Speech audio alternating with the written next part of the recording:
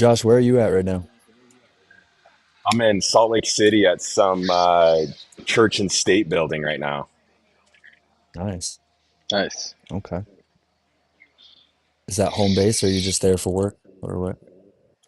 Home base is Utah. Home base is Nice. Utah. I'm at this really great place, just 45 minutes north of where I'm at. We're going to be doing some interesting things here for a nonprofit that I'm a part of right now. So Okay. it's good stuff. But Nice. guys, so much love, Subversos. We back at it again. You know what we do. We have some of the most gifted, talented fighters in the game that are gracious enough to prance upon our mats, man, to grapple on our mats and give us the ultimate show. Um, Before I get to these amazing men that I'm going to be going back and forth, spitting some good vibes with, you guys know what's going down on the 6th of June at the Ovation in Long Beach, California. We're bringing Fight Club again. We bring a Fight Club. We're going to have no gi matches.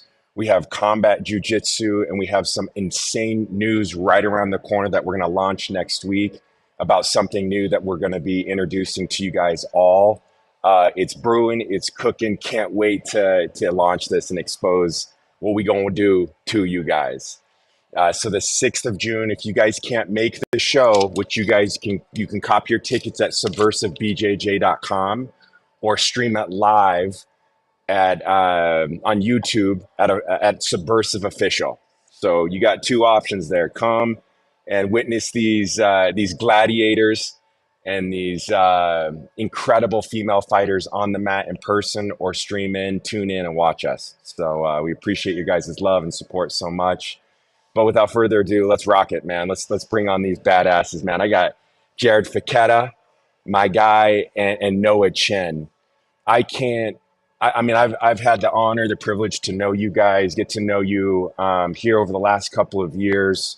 These are two of the standouts. Not only what they do on the mat, most importantly, what these guys offer and they bring outside. These are two amazing human beings, and I'm truly, sincerely, honored and humbled to know you guys more than just like fighters. You guys are friends and turning into closer friends as we move this forward. And for me, this is one of the gifts that I'm able to enjoy is getting to know guys like you. So much love, and this is an anticipated fight. This is an anticipated fight.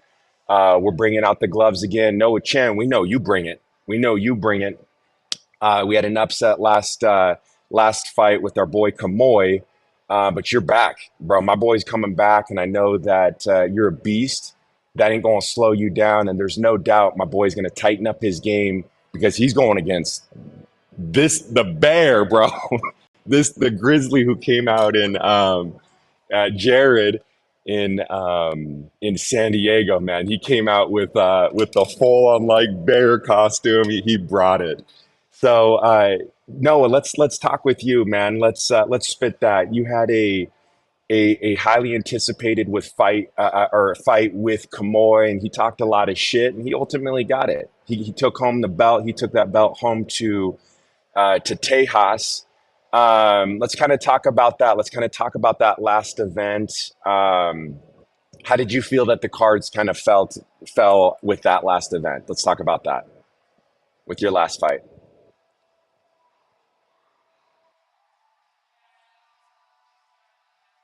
Can't hear him.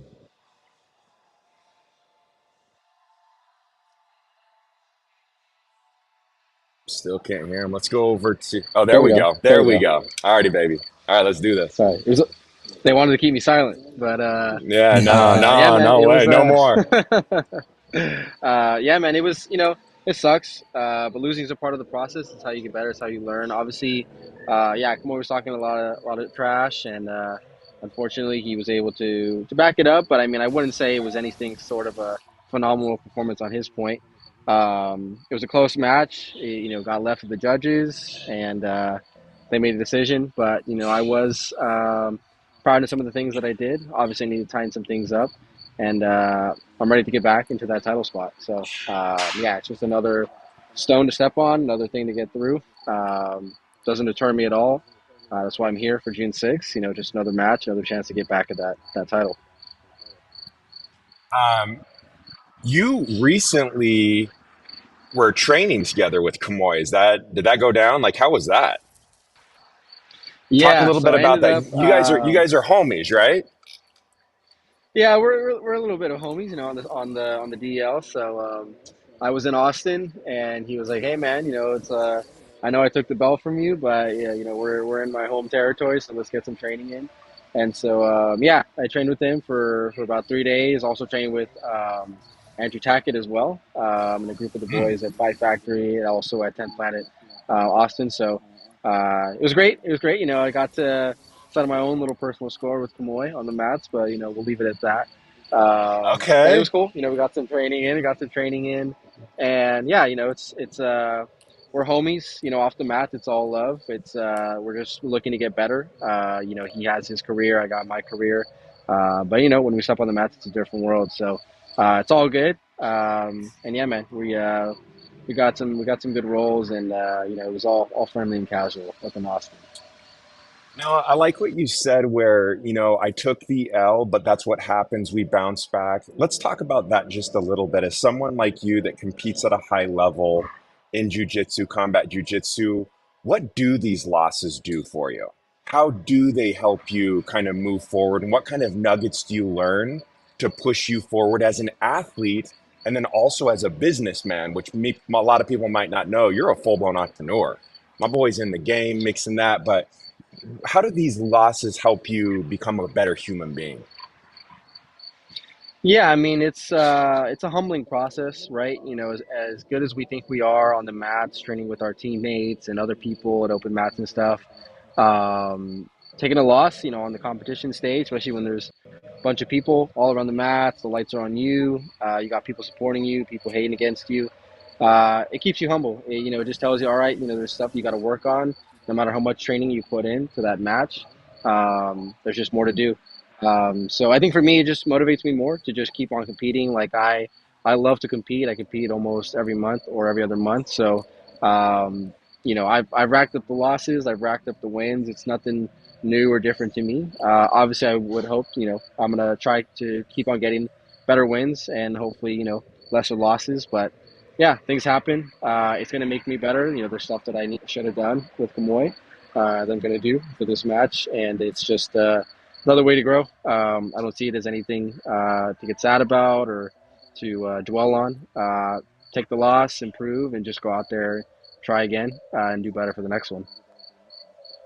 No, I appreciate you bringing that up and pointing that out. There's a sense of vulnerability that you need to expose in order to tap into that. Subversive just started Wyld Style, which is our full on kids platform. 5 to 18 years old, and you see some of these kids who are winning. They finally get that L, right? And I like hearing from guys like you, right, who compete at a high level, explaining, yo, it's a part of the process. It's a part of the process, and it's a learning experience. That's when you go out and you learn more about yourself and how you tweak it. You can't there's no growth just winning. So I appreciate you bringing that up, and I know that these young athletes that look up to you specifically, to Jared, no doubt. I appreciate that vulnerability, my guy. Um, Yeah, so, 100%, 100%. um, you know, do you know Jared's game? I mean, we go back and forth with this. What is your take on Jared's game? This guy's powerful. This dude has like grizzly, that grizzly type of power. How do you see any sort of adjustments going into this? What type of style or approach you going to have going against Jared? Yeah, I mean, you know, he's a member of the military. He's got definitely a wrestling background for sure. And like you said, he's a powerful dude. You know, you can tell on his matches and just, you know, the size on the guy. So, you know, all things considered, you know, you got to play a certain game when you have guys that are naturally a little bit bigger than you, have some of that already combat experience, and have that wrestling, right? I never grew up formally doing wrestling. My high school didn't even have wrestling. So it was a bit of a lost opportunity for me, but I love to do takedowns. I try to train with wrestlers as much as I can and just, you know, improve upon that however I can. So, um, I'm not gonna say I'm gonna meet him in the middle with the takedown scrap, but I think I'm gonna make some adjustments to utilize it to my advantage. What he's gonna bring, the power and everything. So, yeah, it's just another way for me to tailor my own training to that style, and whatever he brings at me, I'll be ready for it. But I know it's definitely gonna be some power behind those hands, so I'll be ready for him. Mm, my man, no doubt. That's facts. Hey, where the hell are you right now? I'm hearing crickets. I'm seeing a couple people pass you by. Where are you right now? You got this like Yeah, I amazing apologize hedge for that. behind you. It's yeah, I'm in Spain right now. I'm actually leading a jiu-jitsu surf camp. I'm teaching all the no-gi classes out here. It's in the city of Somo, so south of France. And yeah, just my boys Ruben and Valerio. They're the ones that host the camp out here. It's called Chokes and Barrels. It's my second time coming out here, so just having a good time, training all day, surfing all day, eating good, and just rolling with a lot of different people. From the region, local, international. We got people from Spain, Italy, Netherlands, the U.S. So a whole group of grapplers, that are just here to scrap and learn a little. And I'm lucky enough to be able to teach them. Yo, give me a pano real quick. Let me see. Let me see where you're at. Give us a pano. Yeah. So we're here right now. This is pretty much the Oh my back of the surf gosh. house. We got the mats kind of back there, but yeah, right now it's like 7:30. The sun doesn't set till 9:30, so it's a beautiful day here in Spain, and it's yeah, just great weather, great times, and great sparring. Before I segue over to my boy, how did you get this opportunity? How does one get opportunities like this?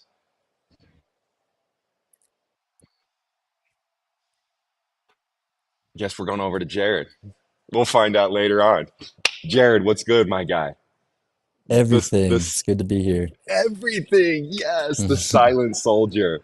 Where are you at, my guy? This looks like you're in some tranquil little paradise yourself. Yeah, I'm in the Sleeping Bear National Lake Shore near Traverse City, Michigan. This is my home. Mm, my man. So is this where you grew up then? Yeah. This is where I grew up. These are the old stomping grounds. Left for about 10 years. And like I told you, went to college and then off to the Marine Corps, but I eventually came back. This is where my family is. Okay. Um, where are you from? You just recently, I was talking about your last name. I didn't know if it's Fekete, and you're like, no, bro. I was actually butchering it even younger. It's Hungarian, right? Your last name, your family is originally from Hungary. Is that correct?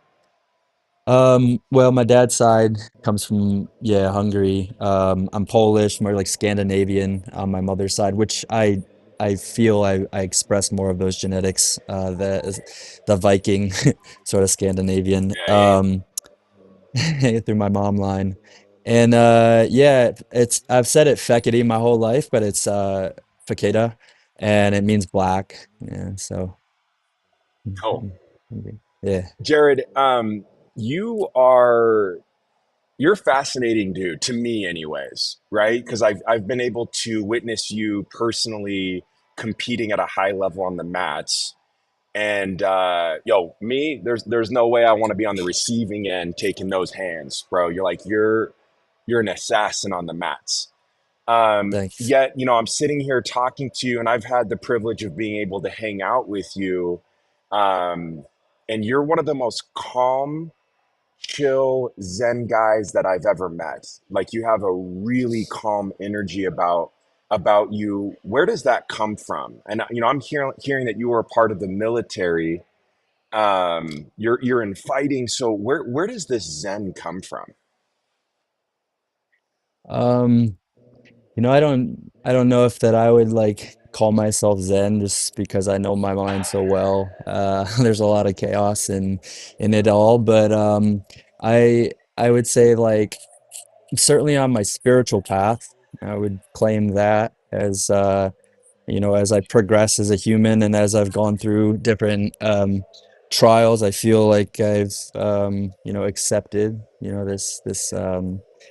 this journey, which it is, which is to me, I love it because it has everything to do with combat, martial arts, and you know, I I like to lead my life as intentionally as I can, but I can't say that I always have. So a lot of what I've like done and all the way through is really been just like I've been like divinely protected in a lot of ways. So I think just trying to really embrace that and yeah, like just like flow with that now is been like the main thing I think maybe you're picking up on. How has jujitsu specifically kind of helped you and or assist you on this kind of like spiritual path that you're on? Well, it started with like wrestling. If we just take jujitsu as another form of a grappling art and another martial art, like it morphed. It's morphed from wrestling as being something that my dad got me into. So it's really foundational. It's like my roots, where I came from, the seeds that were planted when I was just a little guy. Through this really hard, difficult world we live in. That was always this thing that was, kind of, there's a lot of desire in that for me. I was able to, express myself on the mat, and I really I crave that. I crave in certain isolated moments of my life, I crave the limelight. I crave the attention, but in the majority of my life, I don't. I'm a very private person. So it was a good outlet for me, and it kept me focused when I had vices, and I had poor self-esteem, and I had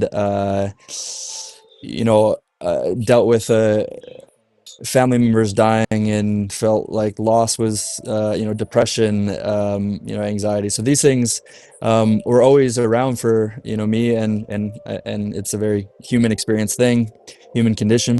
Wrestling, jujitsu, it was always just kind of a good focal point for me to just stay disciplined, and it reveals a lot. I discover a lot more about my purpose as I stay on this path of like mastery.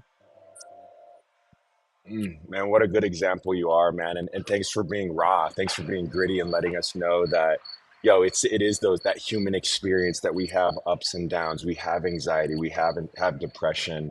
It's important to have those outlets. So you started your jujitsu career in wrestling. So you started in wrestling. How long have you been training in jujitsu for? Um, I think my first jujitsu lesson, I was like 22, and I was in college, or maybe 21. I was in college. I was like my junior year of wrestling in college. Somebody showed me a Kimura, and I adapted that to like a single leg takedown defense, and then I was like, jujitsu's fucking awesome. Also, my high school coach, who is my current black belt instructor up here now in Traverse City, Torrin Heffelfinger, he was my wrestling coach in high school, and my senior year of high school, he went to Brazil and spent 3 4 years in Brazil and got his brown belt there. And so I like knew of jujitsu just because he went and did it. So I had it like planted, the seed planted in my head then. And then yeah, when I graduated college, I didn't know what I was going to do, so I like went the MMA route, did a couple amateur fights, but really jujitsu was the thing that kind of stuck. And I found myself a really good gym and a really good group of people when I was in the military. Thanks for your service, man. That's a big thing too. We appreciate that, my guy. My guy, my guy.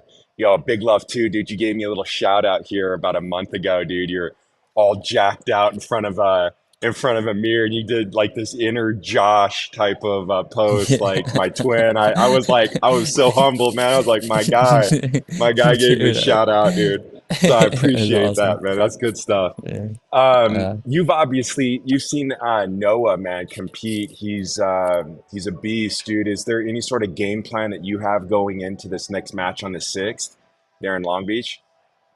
Yeah, no offense, dude. I haven't watched anything of yours. I respect you. I know that you're a beast, and I am just prepared for somebody who's gonna scrap with me, So I realize you probably won't meet me in the middle in wrestling, but as aggressive and grizzly as I might seem, I'm also pretty soft, so I'll kind of melt into you too if you want to go that route.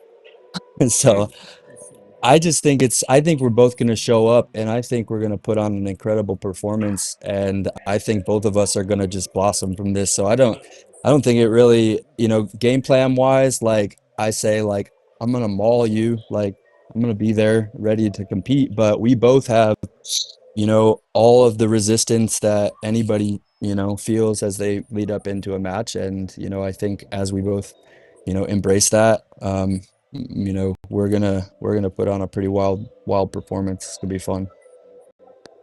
This is definitely a common theme that I hear from most athletes is, like I'm not like super keen on my opponent's game. I'm just going to come out and do my thing, right? I don't need to adapt and adjust to you. I'm just going to do my thing and I'm going to control the tempo. And no, I mean, you say the same thing, right? Like that's pretty much your game plan.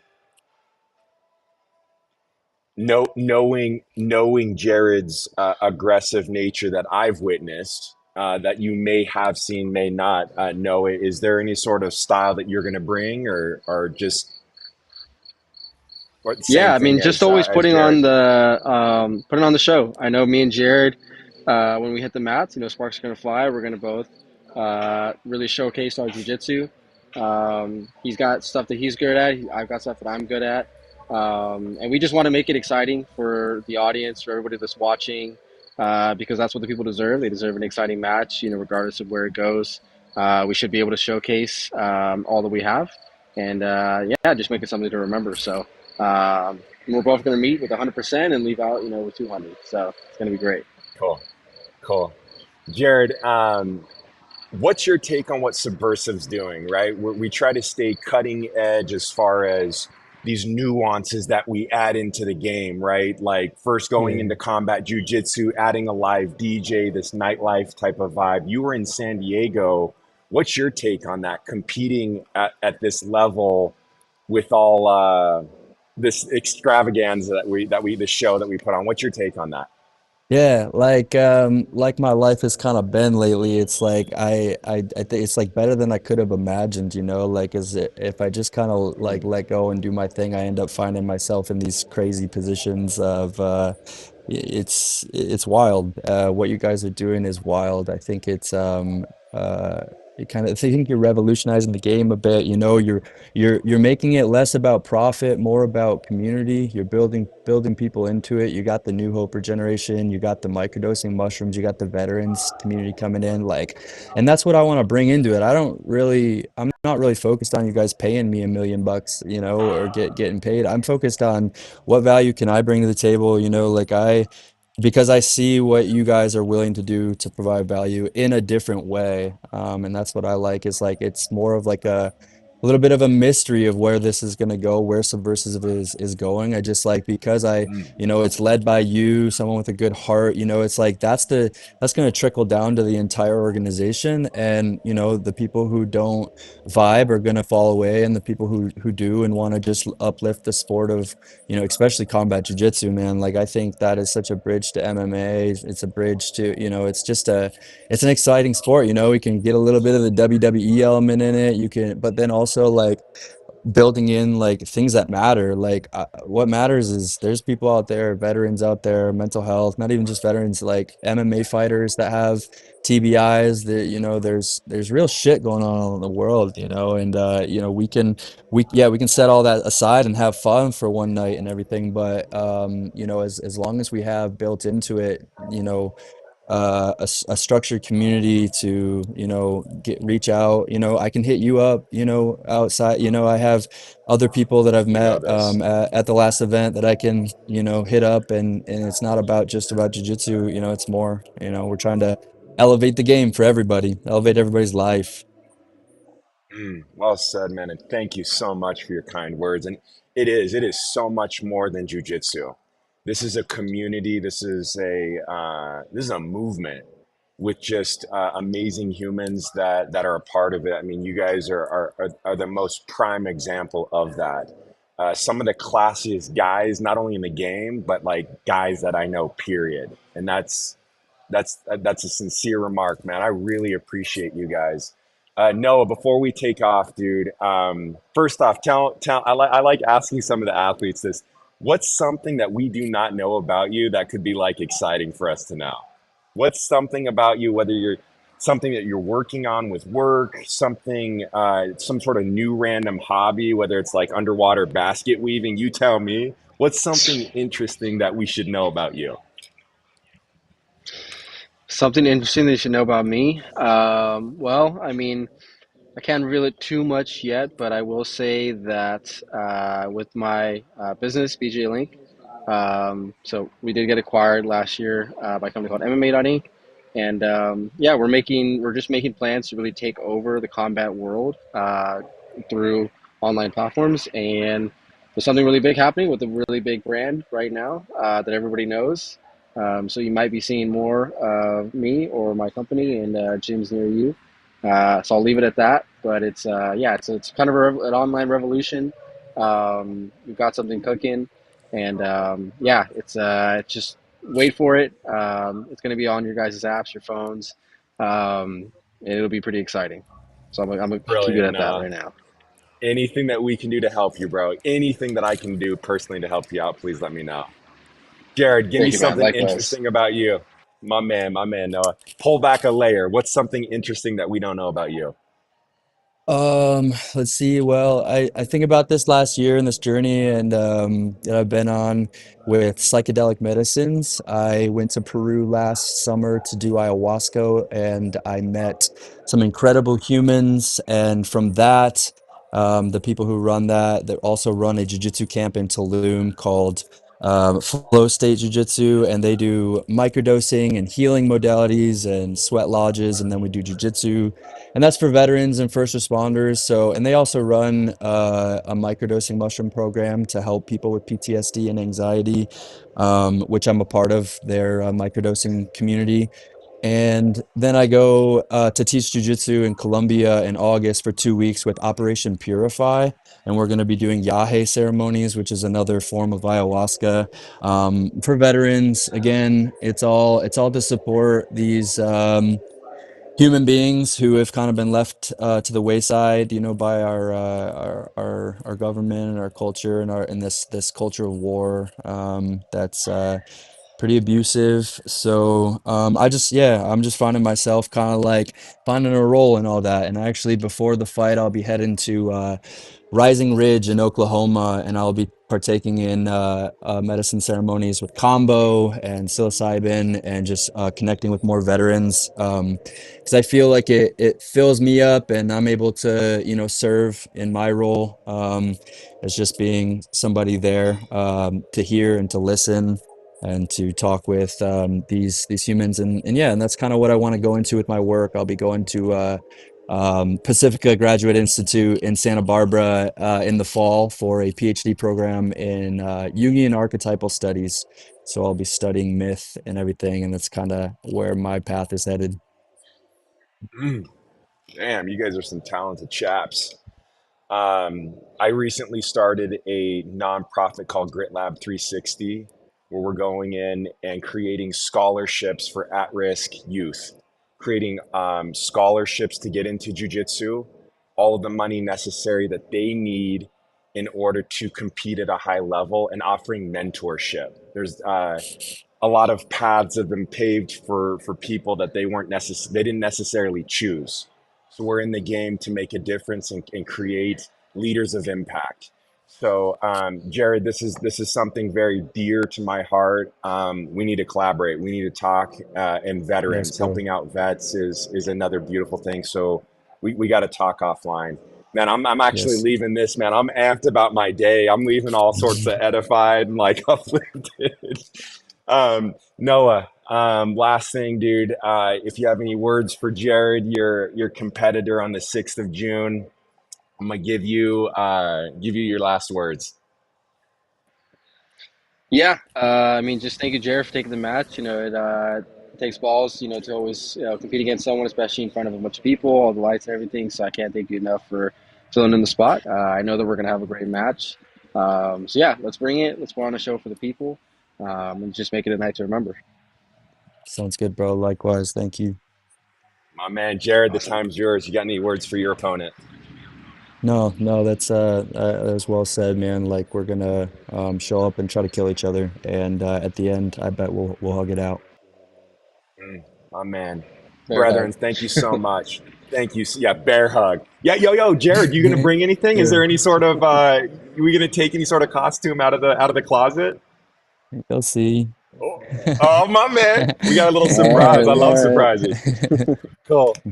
Well, guys, I appreciate your time. Literally, we're all parts of the world right now, so I appreciate your time greatly. And Subversos, check it out. The 6th of June, we bring in it. We're gonna bring them Palms of Fury. 6th of June, Ovation in Long Beach, California. Cop your tickets at subversivebjj.com. If you're unable to make this amazing show, you can stream us at Subversive Official on YouTube. Tune in, lock in, and enjoy the show. We appreciate you guys so much. Love is good. Cheers.